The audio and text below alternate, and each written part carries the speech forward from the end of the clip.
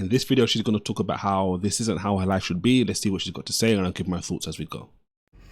I'm trying to stop crying because I have to teach a lesson in literally 17 minutes. Wow. But I just got a notification that my car insurance came out of my account, leaving me not enough to cover my rent, and I don't get paid for another 7 days. So if I pay the majority and say I owe my rent $50, then that leaves me with $3 for 7 days. And I'm trying not to use my credit cards because the reason why I'm so tight is because all of my extra money goes to paying my debt. But I don't make more money. I don't make any more. So it actually just leaves me like with nothing. To the point where I already buy groceries. I don't eat out. I don't drink like hardly at all. All my socialization is like me hanging out with girlfriends at their homes or apartments. I am trying to do everything within my means to not be spending, and still it is debilitating. And then I have to like ask my dad for freaking money, which is so freaking embarrassing. Makes me feel like such a failure. Like, I have a master's degree and I work every single day and I work hard and I'm good at my job, and it doesn't matter because I live alone in New York. I live alone on Long Island, and I'm trying to pay off my debt. And so that means that I've got just about nothing.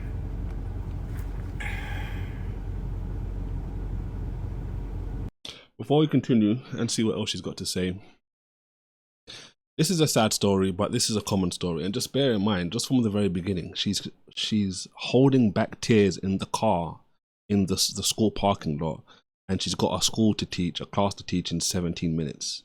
So when I'm highlighting this because you need to understand there's people like this all the way throughout in your life that you interact with, and you wouldn't even know. This is the kind of reason why some people act off the rails, because they're going through stuff which you couldn't even imagine. The reality is, though, this didn't go the way I necessarily thought it would go. Normally when we hear these sorts of stories, it's people that, you know what, why is life happening to me like this? And they start talking. The more they talk, they start exposing and telling them on themselves. She, on the other hand, she's amassed a whole bunch of credit card debt, and now she's paying for it. But the great thing about this particular scenario is she's going to be okay. And the reason I say she's going to be okay is because in order to get to pleasure and prosperity, you have to go through pain. It's just the way life works. In order to build the muscle, you need to break the muscle so it can rebuild stronger and bigger. That's just how God has designed the system. So in order for you to have a tree which is blossoming and producing fruit, you need to dig into the ground, which takes hard work. You need to put the seed in the ground. You need to cover it back up. You need to water it and watch over it for some time. That's the pain. It takes time, and then it sprouts into a tree and it starts producing fruit, which can provide for you on a day-to-day basis, which is the pleasure, the prosperity. It takes a season of pain in order for you to get to a position of pleasure. She's in a situation right now where she's struggling because she's decided, which is great, you know what, this debt game isn't the one. And because it's not the one, I'm going to have to suffer now because of my foolish mistakes in the past in order to make my future brighter and rosier. So now, the insurance payment coming out a couple of days before she liked it to happen puts her in a difficult bind right now. That's okay if right now that's because you're paying off your debts. And I can fully relate to what she's saying. When we started getting back into, you know what, okay, look, we're paying off our debts now. No more debts. We're out of this sort of lifestyle. We're going to line up more with how we're supposed to act as righteous individuals. We are winners. We're going to do what the winners do. There were seasons where it's like, we ain't got money for this. Like, all the money that we have, there's no excess money because the excess money is just going into this debt and that debt and this debt and that debt. But you know what? As you pay off debts more and more, it gets easier. So you see, when I talk about the rich get richer, the poor get poorer, it's true, guys. people that continue to get in and stay in debt, it gets harder and harder for them. They get poorer and poorer. Why? Because it's impossible for you to dig a deeper hole and for you not to go down further. But think about when you've dug a deep hole and you now start trying to climb back up. The hardest part is to turn around and to start climbing up. And as you climb up, you're getting closer and closer to the light. There are going to be times where it's like, oh, this is long, man. But you know what? You have to keep going because eventually you're going to get out.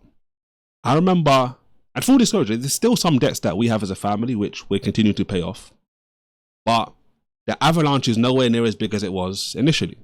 And I'm saying that to say, I remember times in life when I was saying to my wife, I was like, look, you know what? That debt we just paid off, we're never going to have to pay that again. Next month, we don't have to think about that debt anymore. We've let go of another huge baggage, which now allows us to move faster. This is what a lot of people don't tell you. And some people can tell you, but you're not going to realize it truly until you're experiencing it. So imagine, for example, right? You're in a boat and you've got all this baggage on the boat. That baggage slows you down how fast you can move. But what happens is 1 month you throw a big bag off and you can move a bit faster. Then you start going to another bag, and maybe the next month you can't get rid of the whole bag, but you take half of the stuff which is in the bag and you throw it overboard. You can move a bit faster. Then next month you take another quarter out. Then the next month you get rid of all of it. Every month you do that sort of stuff, there's going to come a point in time where the boat is light. There will come a time when all that excess baggage is gone, and now the boat can move full steam ahead without any additional cost, without any additional baggage. And when that happens, you're going to be moving so fast, you're going to be like, I like this. Why didn't I do this sooner? But this is where she's at right now. She's right in the middle of it, where it's like, I've been grinding, and I haven't got to the point yet where I can actually feel like I can take a breath. Like, and for me, I know for myself at different times in life when I'm very big picture, but at the same time, I'm not just big picture. So I can see the big picture, but at the same time, I'm very focused on the here and now. So when we pay off certain debts, I'm like, yes, this is gone. We're about to move a lot faster. We're about to have a lot more disposable income next month and going forward, because it's not just a 1 month thing. It's a perpetual thing. The same way poverty perpetuates, wealth perpetuates. You get poorer and poorer, you get richer and richer. It gets easier. After you've gone through those initial cycles of pain, experiencing it for the first time, you're now more experienced. You've gone through 3 cycles of breaking the muscle and rebuilding the muscle.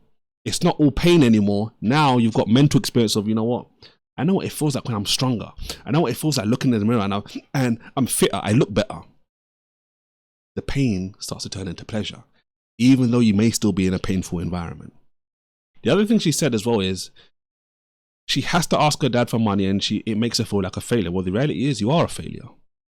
The reality also is, though, and the great saving grace is you don't have to remain a failure. So you're doing the things which are stopping you from at some point in the future and needing to ask your dad for money. But the reality is, it's better that you ask for help and you thank God that you have someone that can actually help you, then you're in a situation where you feel like there's no one that can actually help you. It's very simple. I don't know if your dad lives in New York. I assume he probably doesn't live in New York. But if he did, why not move in with your dad? If you're struggling financially, that makes logical sense. But the reality is, so many people, I would assume she's single, but so many people, because of the optics, because how something looks, they won't make the wise decision which is right in front of them. Do you think her dad probably wouldn't be over the moon for her to move in with him? Of course he would. He gets to see his daughter more often, all of that kind of stuff. But she's the one who's distancing herself from him. I don't want to ask him for money. I don't want to feel like a failure. Well, the reality is, if you are a failure, you are a failure. You're a failure until you start reaping the results of success. Well, not really. You are a failure if you are not taking the steps of a winner. You can be a winner in the scenario of a failure.